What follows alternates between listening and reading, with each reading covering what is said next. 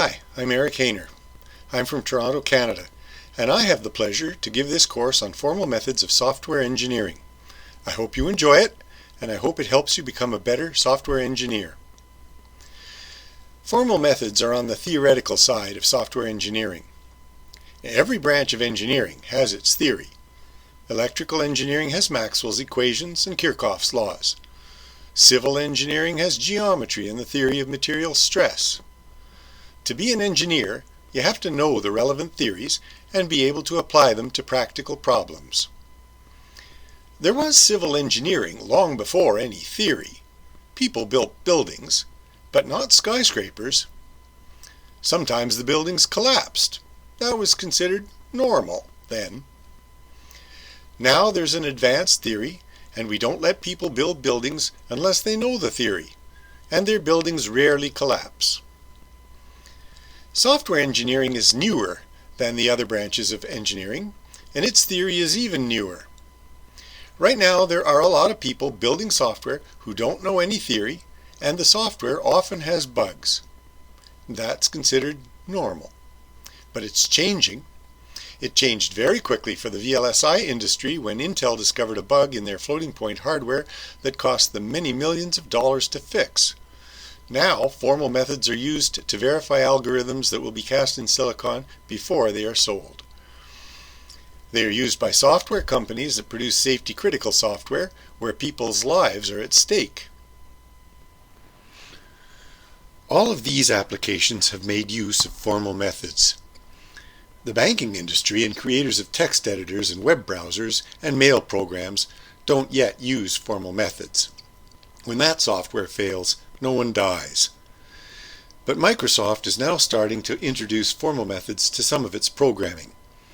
The applications where you really have to use formal methods are those where you really must get the software correct. In a few years, I think the use of formal methods will be normal practice.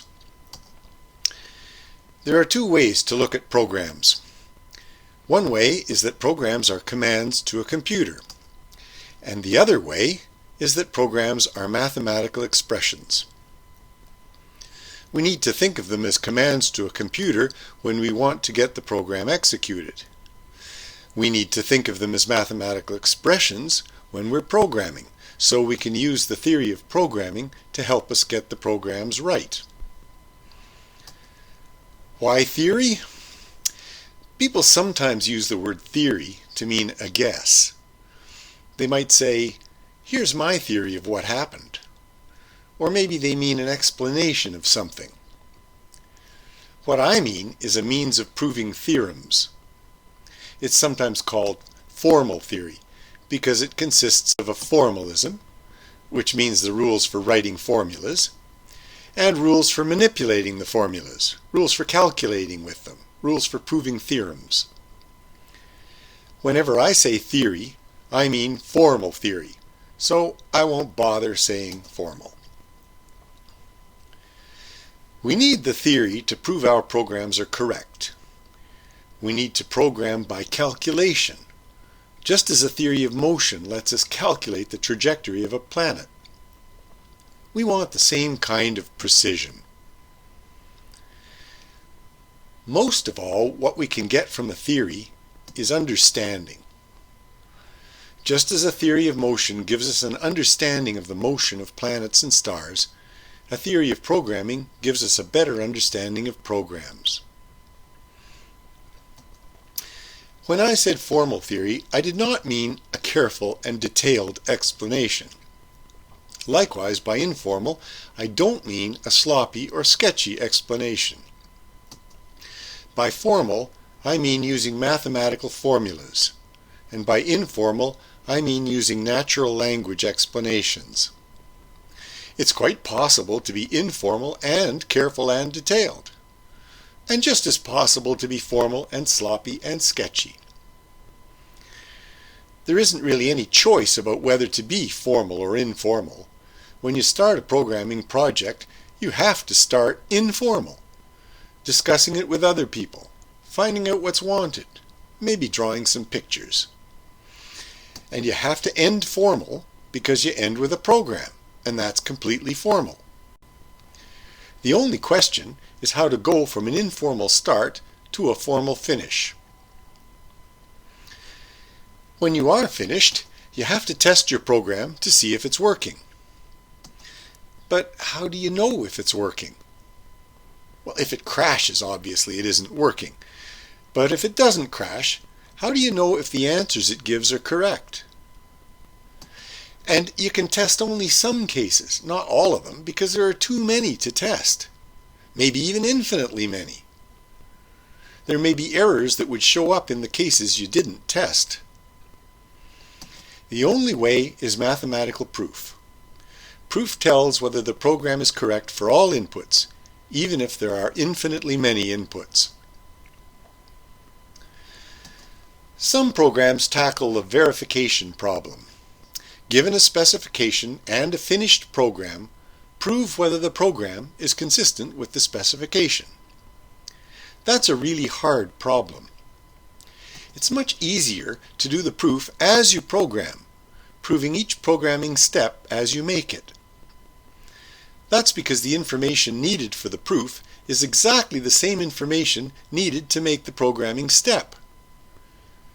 What makes verification after development so hard is that it has to reconstruct that information. This course concentrates on program development with proof at each step, and on program modification, again with proof that the modification is correct. The first usable theory of programming in 1969 was Hoare triples, or sometimes it's called Hoare logic. It's still the best known theory, and if you've seen any formal methods before, it was probably that one. Since then, lots of other, better methods have been developed. These have all been used by industry, but only to a very limited extent. The method that has been used most is model checking. Model checking is really exhaustive automated testing. People like it because it's a lot easier than proving. It checks all possible states of all executions against a list of properties that executions should have. So model checking works only on programs that have a finite number of states. But a good model checker can handle an incredible number of states. They say 10 to the 60th power of them. That's something like the number of atoms in our entire galaxy. Amazing.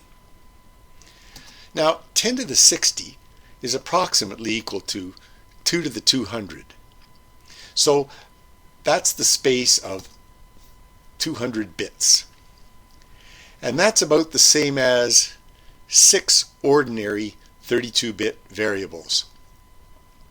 So we're talking about programs with 6 or fewer ordinary variables. That's not very impressive at all. Sometimes there's a way around this limitation. If the program has a state space that's too large for model checking, you might be able to find an abstraction of the program, a simpler program, with a small state space, such that model checking the simpler program still answers your questions about the larger program.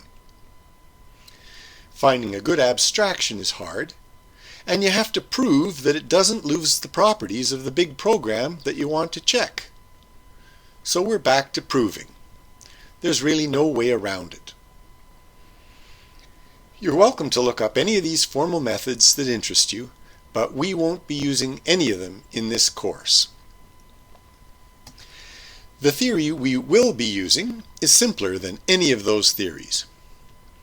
In those theories, a specification is a pair of predicates, or a function from predicates to predicates, or a temporal logic expression. In our theory, a specification is just a binary expression. That's the kind of expression you write after the word if in a program. Our theory is also more general than any of those theories. Some of them are only for terminating computation, and some are only for non-terminating computation. Ours is for both.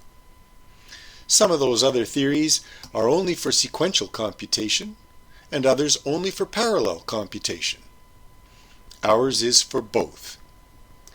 Some of those other theories are only for standalone computation with no interaction, and others are only for interactive computation. Ours is for both.